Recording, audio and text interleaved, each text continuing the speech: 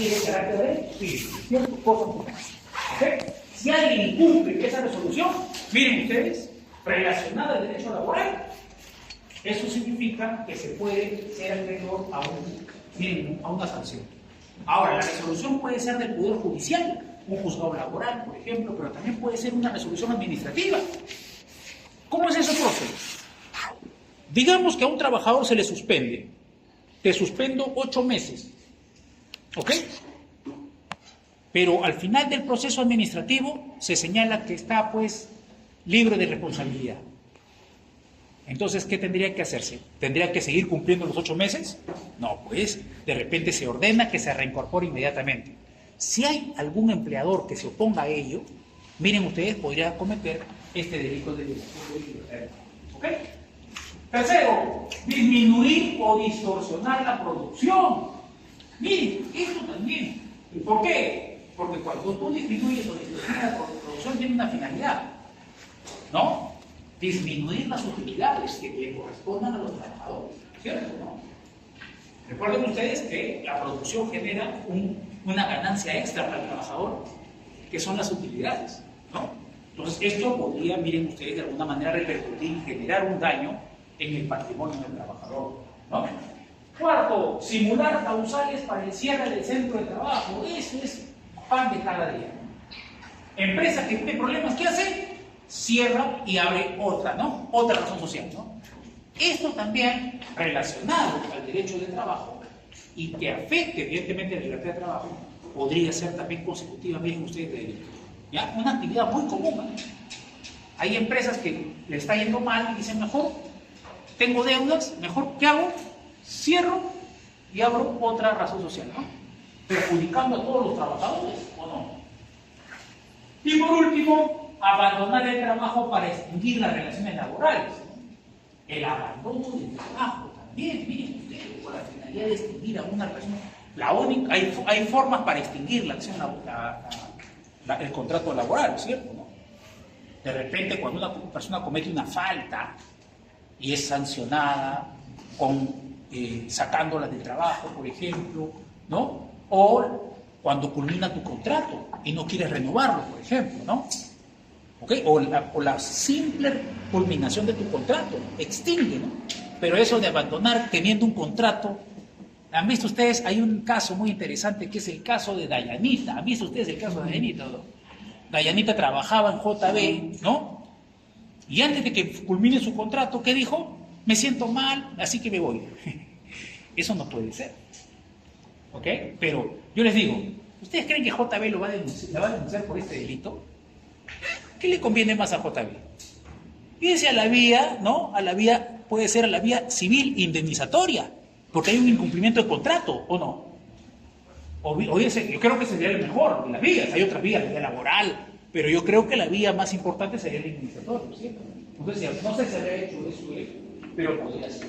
La vía penal, como les digo, acá sí funciona de última parte. Bien jurídico, la libertad de trabajo. Vamos a la siguiente diapositiva. Ok, atentado contra las condiciones de seguridad y salud del trabajo, artículo 168 del Código Penal. Una de las normas que últimamente ha generado muchísima expectativa en el trabajador fue la ley, miren ustedes, que de alguna manera produce o genera una protección en el trabajador. La ley de seguridad y salud en el trabajo. Antes, no sé si ustedes de repente estaban muy pequeños, antes, por ejemplo, ya, digamos una obra, digamos que se está construyendo un edificio. Antes tú veías a los que trabajaban sin casco, sin arneses, había una serie de accidentes que eran terribles, más de cada día. Entonces, ¿qué hicieron los sindicatos, las federaciones de trabajadores? Implementaron junto con el Congreso de la República una ley. Esta ley, ¿qué señala? Señala cuáles son las condiciones que tiene que tener un trabajador de salud y de protección. Y si no se cumple, miren, así de drástico, si no se cumple, sencillamente van las autoridades del Ministerio de Trabajo, ¿ok? Verifican la segunda inspección, verifican que no se está cumpliendo y ¿qué hacen? Aplican multas. Aplican multas, ¿ya? Entonces, esto que generó una expectativa tremendamente grande. generó una expectativa tremendamente grande. Y creo que se ha cumplido, se ha ido cumpliendo. Porque ahora ya vemos, por ejemplo, que en cualquier actividad el trabajador tiene mínimamente, ¿no? Digamos, herramientas para realizar su función y para evitar de repente algún tipo de accidente. Cascos, protección, arneses, por ejemplo, ¿no? Ahora se ve eso. Entonces creo yo que ha dado resultado de alguna manera esta norma. Ahora, se ha incorporado una conducta delictiva. ¿Qué pasaría? La norma está establecida. ¿Qué pasaría si hay algún empleador que no cumple con la norma? Comete delito, miren ustedes, comete delito. Y acá está el delito. El delito es o consiste en deliberadamente infringiendo las normas de seguridad y salud en el trabajo, estando legalmente obligado a poner en peligro inminente la vida, salud o integridad física de sus trabajadores de forma clara. Pregunta: ¿ustedes creen que yo soy trabajador?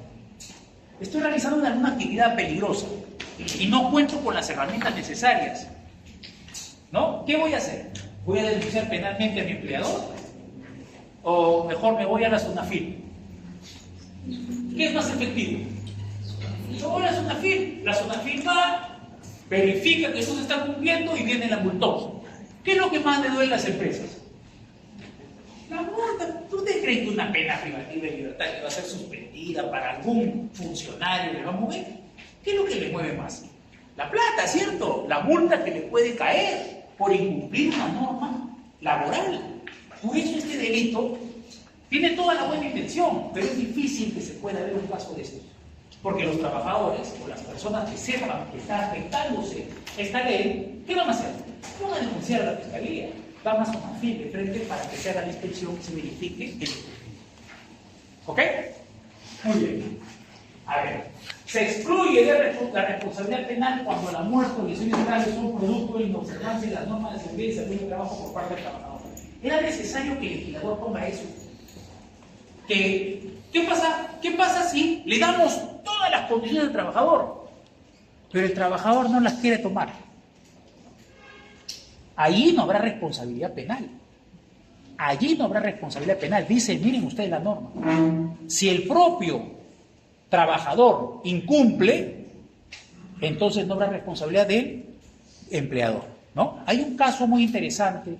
¿Se acuerdan ustedes el caso de McDonald's aquí en la Avenida de la Marina? ¿Dónde está? Por acá, ¿no? ¿Se acuerdan el caso de McDonald's, cierto? El caso de McDonald's creo que es un caso que tiene muchísima relación con esto. Miren, ¿qué pasó? Dos jóvenes que por el penal, principio fue un acuerdo reparatorio. Recuerden que hay dos criterios. ¿Han estudiado eso todavía? El procesal penal. Más o menos. Bueno. Hay dos criterios de oportunidad. Artículo 2, Código Procesal Penal. Primer criterio de oportunidad, principio de oportunidad. Se da en 3 ámbitos. Y en el segundo, acuerdo reparatorio. Se da en determinados delitos. Son 2 criterios de oportunidad. ¿Qué significa eso, profe? La posibilidad de no ir a proceso, de culminar con un acuerdo en el pago de reparación civil y ahí termina el proceso. O sea, el fiscal puede reunir a las partes agraviada, imputada, y decirles: a ver, imputado, págale una determinada cantidad de reparación civil al agraviado y yo ya no continúo el proceso. Archivo, esto no va a generar antecedentes para ti. Miren ustedes. Eso se llaman criterios de oportunidad. ¿Ok? Principio de oportunidad, en primer lugar. Principio de oportunidad se da en 3 aspectos. Cuando el autor es agente a la vez, el autor es víctima a la vez. Casos en los que se ve que el autor del delito, con el delito que él ha cometido, puede generar una grave afectación ahí mismo. Profe, ¿cómo es eso? ¿Se acuerdan que hubo un caso hace unos años atrás en Villa El Salvador? Un policía había dejado su arma de reglamento en su cajón. Sus 2 hijos entraron a su cuarto, uno de 10, el otro de 5. El chiquito de 10 saca el arma y jugando con su hermanito de 5 le dispara y lo mata. ¿Se acuerdan? El papá decía, miren ustedes, llorando, murió su hijo menor. El papá decía, no, mi hijito no tiene nada que ver, el culpable soy yo, a mí responsabilíceme. Sí, efectivamente. El niño, la responsabilidad de él es haber dejado el arma en ese momento. Pero sería tremendamente terrible, injusto, castigar a ese padre, ¿sí o no? Para eso está el principio de oportunidad. ¿Sería terrible o no? ¿Ese padre ya está condenado a cadena perpetua o no? Cada vez que ve un arma de fuego, cada vez que ve a su hijo mayor, se va a acordar que por su negligencia se causó la muerte a su hijo menor. ¿O no? Hace unos meses, no sé si vieron ustedes en las noticias, una persona estaba saliendo, retrocediendo su vehículo de su estacionamiento, no se dio cuenta que su hijito estaba jugando con su triciclo atrás. Lo atropella, lo mata. Hay que ser bien desgraciado para decir, a tu hijo lo mataste, así que también una pena. Ese señor ya está con cadena perpetua. Cada vez que retroceda un vehículo, se va a acordar de eso. Por eso es que se aplica el principio de oportunidad en ese tipo de casos. ¿Ok? Segundo, cuando existe mínima culpabilidad, cuando hay delitos de bagatela, delitos menores, ¿no? Delitos mínimos, ¿no? ¿Quién no ha agarrado una caramanduca? Se ríen porque sí la han agarrado varias seguramente, ¿no? En su vida. ¿Quién no ha chapado una caramanduquita ahí? O un chiclecito, un chocolatín ahí, Son los denominados delitos de bagatela. Ahí se aplica también principio de oportunidad. Y en el último, la tercera forma para aplicar principio de oportunidad es cuando haya mínima responsabilidad o culpabilidad del autor. Cuando hay alguna circunstancia que disminuya su pena por debajo del mínimo. Por ejemplo, cuando el sujeto actúa en tentativa delictiva, cuando el sujeto actúe por error de prohibición vencible o error de tipo invencible, ¿no? Alguna circunstancia, complicidad secundaria, error de comprensión culturalmente condicionado, pero como circunstancia atenuante, ¿ok? Cuando hay un atenuante por debajo del mínimo, se puede aplicar también principio de oportunidad. Esas son las tres formas. Ese es el principio de oportunidad. Pero en este caso, ¿qué? Acuerdo reparatorio. ¿Por qué? Porque en el acuerdo reparatorio es más fácil todavía. Porque el código dice, artículo 2, Código Procesal Penal, dice, para estos delitos hay acuerdo reparatorio. La mayoría de delitos patrimoniales. Pero dice también delitos culposos. Delitos culposos. Este era un delito culposo. Entonces, ¿qué hizo McDonald's? Para que no se le procese a sus gerentes de su tienda, ¿no? Habló con las dos familias, le dijo, ¿saben qué? Les entrego una buena cantidad de dinero y ahí que quede todo. Acuerdo reparatorio. Y aquí que termine todo, el payasito. Las familias dijeron, perfecto, llegaron a un acuerdo, toma tu billetón, ¿cierto? Porque tengo entendido que fue una muy buena cantidad de dinero. Pero ¿cuál fue el problema? Porque ustedes seguramente me van a decir, pero profe, he visto la noticia que el proceso continúa, está en juicio. ¿Qué pasó? Cuando llegaron al acuerdo, el problema que tuvo, creo yo, McDonald's, es que no lo hizo a través de la fiscalía, a través de un acuerdo reparatorio particularmente, sino lo hizo a través de una transacción extrajudicial. Y dentro de esa transacción, el abogado cometió un tremendo error.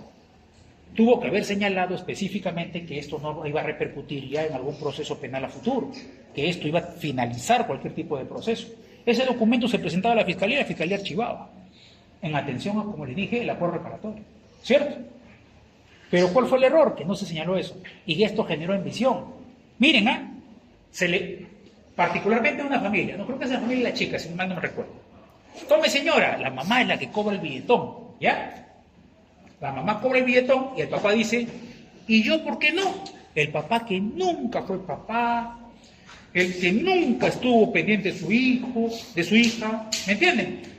El que se largó prácticamente cuando su hija se estaba formando y no le interesó de repente que haga su hija, dijo, y yo también soy papá, ahora sí es papá. ¿Y a mí por qué no me ha pagado nada? No, yo también quiero. Entonces, ¿qué hizo? Continuó el proceso. Ahorita está en juicio oral el proceso. Pero fue por un error tremendo, cometido, creo yo, por los abogados, inclusive del propio McDonald's, ¿no? Porque podría haberse culminado eso sin ningún tipo de problema con el dinero que ellos entregaron, que tengo entendido que fue para cada una de las familias una cantidad de dinero que las dejó satisfechas. Pero cuando hay plata, hay ambiciones.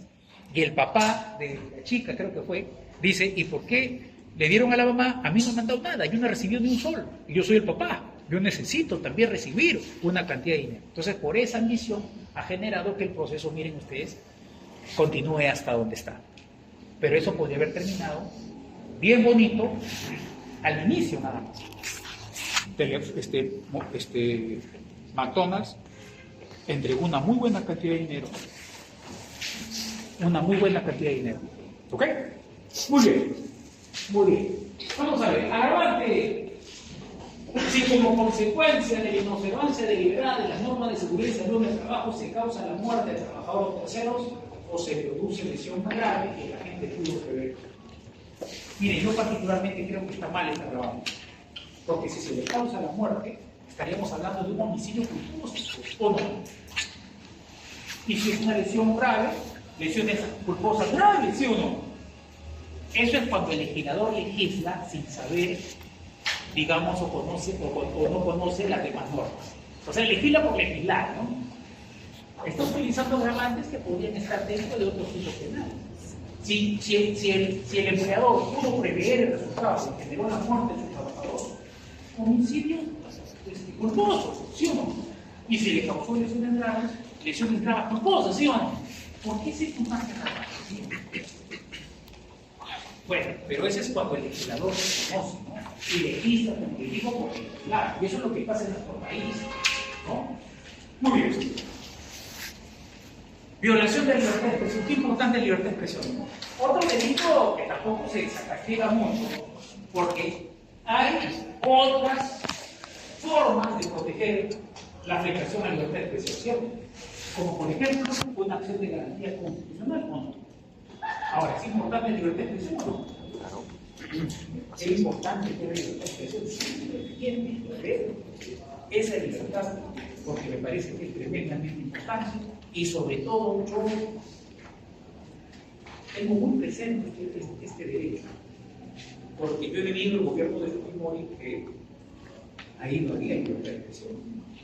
Definitivamente no puede decir lo que me daba la gana. Por dos motivos, ¿sabes? Porque por un lado estaba Sendero y por el otro estaba Fujimori. No podía decir que Fujimori es un tal por cual, porque de repente, si tenía cierta importancia, podías perder la vida. Miren lo que pasó al dirigente sindical más importante en esa época, ¿no? Que recibió una bala perdida y murió. Recibió una bala perdida. ¿Cómo se llama? Wilca, ¿no? Pedro Wilca, dirigente de la CGTP. Cosa curiosa, porque recibió una bala perdida, murió. Y su esposa reconoció a una de las chicas que mataron en el Pentagonito, que las torturaron, que era miembro del CIN. Ella dice, esta chica, una semana antes de que muera mi esposo, había venido a hacer encuesta. Entonces, por eso hay sospechas de que este dirigente sindical no murió, digamos, de casualidad, sino que lo mataron, ¿no? Y ojo, que en la historia del derecho, en la historia peruana, hay muertes que son muy, muy sospechosas, ¿eh? Ustedes sabían, por ejemplo, que el testigo principal de lo que es el avión presidencial, que llevaba con droga, estaba llena de droga durante el gobierno de Fujimori, murió con una bala perdida. ¿Sabían ustedes eso? Ustedes han escuchado qué pasó con la empleada y el chofer de los Humala, que supuestamente fueron los que sustrajeron las agendas de Nadine Heredia. ¿Saben lo que pasó con ellos o no? Murieron de manera sospechosa. ¿Se acuerdan de Mamani? Del congresista Mamani. Él fue el principal testigo en el caso que se le seguía a Kenji. Murió. Murió. Muchos decían que era por COVID, dicen, por COVID. Acuérdense que en esa época no había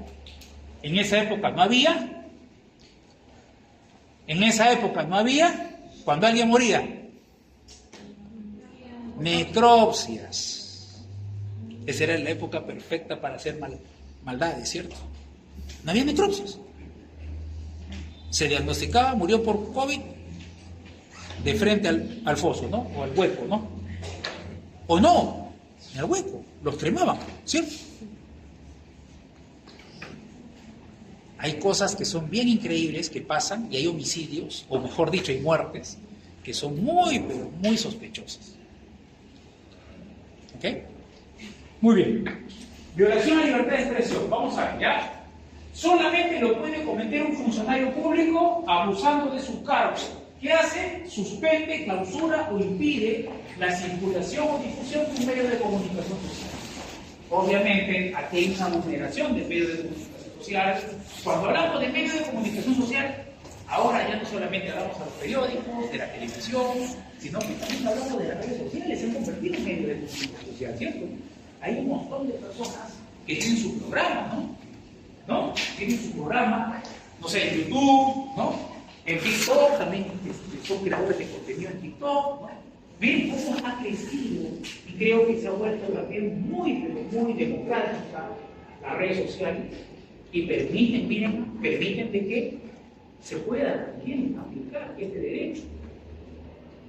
Antes, cuando no había internet, estábamos solamente sujetos a los periódicos, a la televisión, a la radio, punto. Ahora bien, hay un programa, hay un capítulo, no sé si ustedes han visto, Los Simpsons. Esos Simpsons son pero lo máximo, son clarividentes, ¿no? Hay un programa hace muchos años, justo que hablaba acerca de eso. Lisa Simpson tiene un periódico, ¿se acuerdan? Y el que quiere abarcar todos los periódicos de Springfield es el señor Burns, ¿no? Y el señor Burns quiere impedir que Lisa siga publicando porque es el único medio que se opone al señor Burns, ¿se acuerdan? Y cuando le logra tener en sus manos el periódico de Lisa Simpson, se habla de la posibilidad de que cualquiera pudiera tener su periódico, ¿no? Y cada uno sacó su periódico, su papá también con medio siglo sacó su periódico. ¿Qué significa? Significa que todos tienen la posibilidad, efectivamente, de utilizar este derecho. Y ahora, ¿por qué les digo que es un capítulo, digamos, de clarividencia? Porque eso lo vemos ahorita mismo, con las redes sociales. Que las redes sociales incluso pueden tener más vistas que el propio programa periodístico. El problema de las redes sociales es que cualquier persona puede salir a hablar porque ese es el problema, ¿no? Ese es el problema. Pero bueno, está dentro de la libertad de expresión que tienen, ¿sí? Tenemos que aceptarlo como un derecho. ¿Ok? Entonces, en eso consiste, miren ustedes ese derecho. Vamos a ver acá, estamos viendo de presupuestos en los que se encuadra el derecho a la libertad de expresión, persecución de un interés general, social y no particular. Claro, cuando hay un derecho como este, es un derecho social, no particular. En la época de Fujimori, recuerden ustedes que tuvo como enemigo al dueño de Canal 2 y dijo, este es mi enemigo, así que ¿qué hago? Le quito el Canal 2, Baru Windsor, ¿no? Miren ustedes, le quitó el Canal 2 a Baru Windsor y se lo entregó a los Winters, que eran socios. Los Winters, que son dueños del chocolate Panetón Winters, ¿no? Uno de ellos casado con Maritere Bras, ¿no? Bueno, de repente se acuerdan, no nacía, creo que se dejó. Maritere le llevó le preparaba su desayuno y se lo llevó al penal. Terminaron presos los hermanos Winters, los que en ese momento eran dueños del Canal 2, pero el Canal 2 se lo quitan a Baru Windsor, que era el socio mayoritario, porque era judío peruano. Entonces decían, no puede ser un extranjero dueño de un canal de televisión, se lo quita. Fujimori se lo quita porque era su enemigo y se lo pone, se lo entrega a los Winters. Y cuando se lo entrega a los Winters, obviamente todos los programas eran por Fujimori, ¿cierto? Fujimori tenía el 2, Fujimori tenía el 4, pero ahí está el video donde se ve que siguen caliente. Tenía Canal 5, Schulz, que ahorita está en Suiza. Pero han pedido su extradición y Suiza le ha respondido, nosotros no extraditamos por nacionales, porque tiene raíces suizas. Se ve, hay un video donde recibe $8 millones de Vladimir Montesinos para la línea editorial de Canal 5. Canal 9, Vera se escapó del país. También tienen ustedes todos los canales. Y había canal de cable, me acuerdo, de los pocos canales de cable que había en Canal 10, Cable Canal de Noticias. El dueño también era dueño de Expreso. Fugó igual, no se sabe dónde está hasta ahora. Han tantos años que han pasado, no se sabe dónde está. Pero miren, ustedes se dan cuenta que prácticamente tenía en su poder todos los canales de televisión. Ya para culminar, para eso. Veracidad, deber de diligencia en la comprobación del opinado, ¿no? Claro, deber. Cuando alguien informa algo, tiene que ser una información veraz, ¿no? Eso se ha ido también trastocando, ¿no? Ya las personas apenas conocen una noticia, la publican. ¿Y cómo la compruebas? No, eso es lo que dicen otros. Se ha vuelto algo tan común eso, ¿no? Me han dicho, ¿no? Y fíjense, esto puede ser perjudicial, ¿no? La libertad de expresión tiene su límite, y acá lo vamos a ver, en el derecho al honor de las personas. Ahora, qué fácil es destruir el honor de las personas. Tremendamente fácil. Eso lo hemos dicho antes, ¿no? ¿Dónde termina la libertad de expresión? Donde comienza el honor de las personas, ¿cierto? Y ahora se ha vuelto tan fácil afectar de verdad la imagen de las personas. Bien jurídico, libertad de comunicación social, cualquiera que sea, escrita, radial, televisiva, internet, cuyo límite es el derecho al honor de las personas, como ya dije. Esto me hace recordar las épocas, mis épocas, cuando era niño, adolescente, la radio, qué importante que era en esa época. Se escuchaba muchísimo la radio. Ahora la radio un poquito ha bajado, ¿no? Ya no se escucha tanto la radio.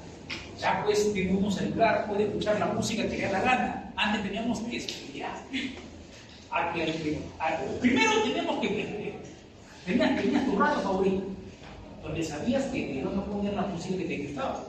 Segundo, tenías un programa de repente que pasaba la música que te gustaba. Y tenías que esperar que de repente este DJ te toca la canción que tú querías, ¿no? No había otra. Entonces tú, para no esperar, ¿qué hacías? Grababas.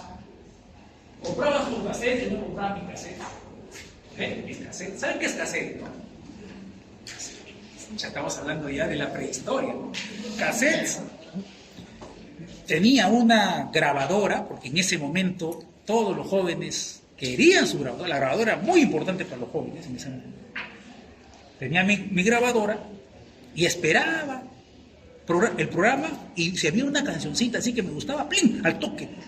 Play con rec. Los dos botones a la vez. ¿Para qué? Para grabar. Grababa la canción. Y así grababa. Pues me compraba mis CDs. Y tenía suerte, porque a veces me quedaba hasta tarde y en la madrugada yo escuchaba una radio en particular en esa época. Que ahora ya parece que no, escuchaba en esa época Doble 9, era la radio que a mí me encantaba en esa época, era estudiante universitario. Y ¿cómo se llama? Compraba mis cassettes y a las 2 de la mañana ponían conciertos completos de algunos grupos musicales que me gustaban. ¡Guau! Grababa toditita las 2 horas, 3 horas de conciertos y los tenía en cassette. El problema es cuando el cassette tenías que estar pendiente, porque más o menos duraba 40 y pico minutos el lado A. Tenías que estar pendiente porque tenías que inmediatamente saber en qué momento tenías que voltear para el lado B. Teníamos dos lados, miren, es una locura, ¿no? Fíjense, ustedes lo pueden, y la grabación que ustedes pueden hacer de una canción, no van a estar preocupados por el lado A, el lado B. Tenía que preocuparme por el lado A y el lado B. Decía, no va a demorar más la canción. Ahí nomás que termine. Miren, una locura. Ya te convertías en un especialista. ¿Cuánto puede durar una canción? ¿No? Si puede durar en el lado A o si lo pones en el lado. Una locura era. Ya ni se imagina. Explicarles a ustedes para qué ya, si eso ya no existe, ¿no? Pero te volvías un experto para grabar. Un experto para grabar. Miren, ya estamos hablando de la prehistoria. Miren, ustedes sabrán qué comodidades para grabar existen ahora. ¿Ok? Y tenías que cruzar el dedo, ¿no? Porque no faltaba un imbécil por ahí que diga Radio Doble 9, pucha, te malogró la canción, maldita sea. tenías que estar, tenías que rogar que, felizmente en la radio que yo escuchaba, esa radio, era bien raro que alguien se intrometa. Pero yo veía que habían algunos amigos que renegaban porque estaban grabando y no falta, por ejemplo, Radio Mar, no sé cuál era su frase de Radio Mar, plus, categóricamente superior, ¡ay qué rico! Miren, así decía, pues me acuerdo en esa época, ¿eh? La salsa, era pura salsa. El honor de la persona se debe preferir honor, ¿no? Ya hemos indicado eso ya cuando estudiamos los delitos contra el honor. ¿Qué es lo que va a venir en la práctica? Hasta delitos contra la intimidad. ¿Desde qué delito? Todos, hasta delitos contra la intimidad. Contra la intimidad. Desde homicidio hasta delitos contra la intimidad. Pero eso